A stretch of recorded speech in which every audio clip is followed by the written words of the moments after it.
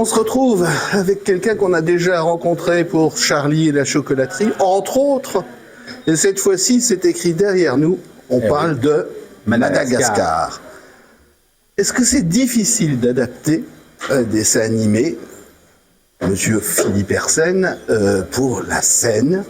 Mais pas tant que ça, pas tant que ça. Le plus difficile, c'est de pouvoir obtenir la licence auprès de DreamWorks. Alors bon, moi j'ai la chance d'avoir un agent à Broadway qui m'a, on peut dire, bien introduit avec les Américains et les Anglais. Et on se dit, tiens, on y va, très bonne licence. Mais moi j'étais fan du dessin animé. J'étais fan du dessin animé parce que ma fille Eden et moi-même, à chaque fois on a vu 10-15 fois le dessin animé. Je dis, tiens, il y a cette opportunité pour pouvoir monter ce fameux dessin animé qui est quand même très très très drôle. Ouais. Et le dessin animé, il a combien d'âge? 15 ans. 15 ans, c'est ce que... Là, moi, je le voyais plus ancien. Non, 15 ans, parce qu'il y a eu Madagascar 1, 2 et 3. Ils ont fait 3 Madagascar et ils ont fait un spécial pingouin, si on peut dire.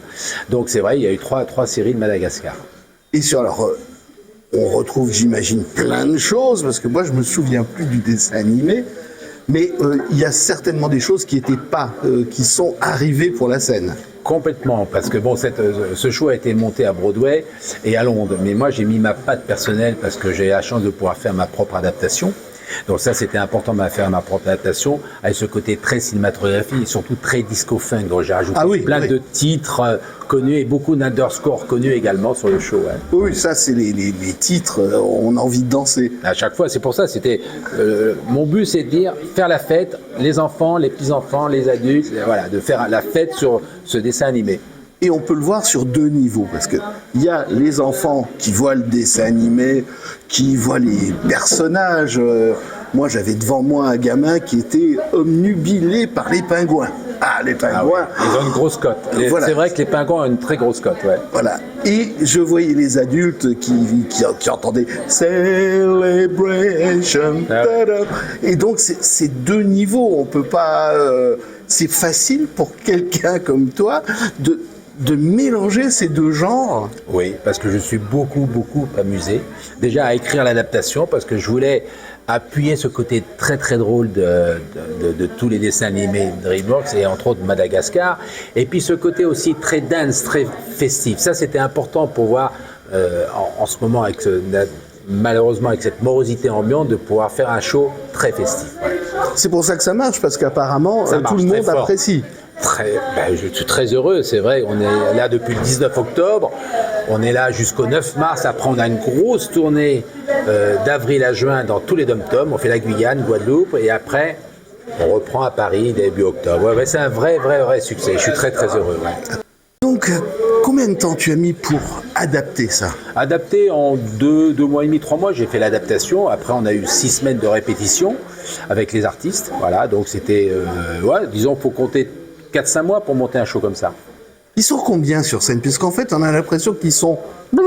Et non, je pense qu'ils sont pas si nombreux que ça. Ouais. On a 11 artistes avec 26 personnages. Alors, la difficulté, c'était de pouvoir faire les entrées, les sorties, les changements de costumes. Ils ont des changements très rapides parce que 26 personnages joués par 10 comédiens, c'est très difficile, Et les costumes, est-ce que tu as été obligé de demander des droits? Non, parce qu'ils ont été fabriqués à Londres. Donc là, obligatoirement, ça venait directement au consommateur, si on peut dire fabricant consommateur, DreamWorks directement. Donc on avait, et ce que je voulais surtout, c'est que les costumes soient très proches du dessin animé. Ça, c'était important pour moi. Ouais.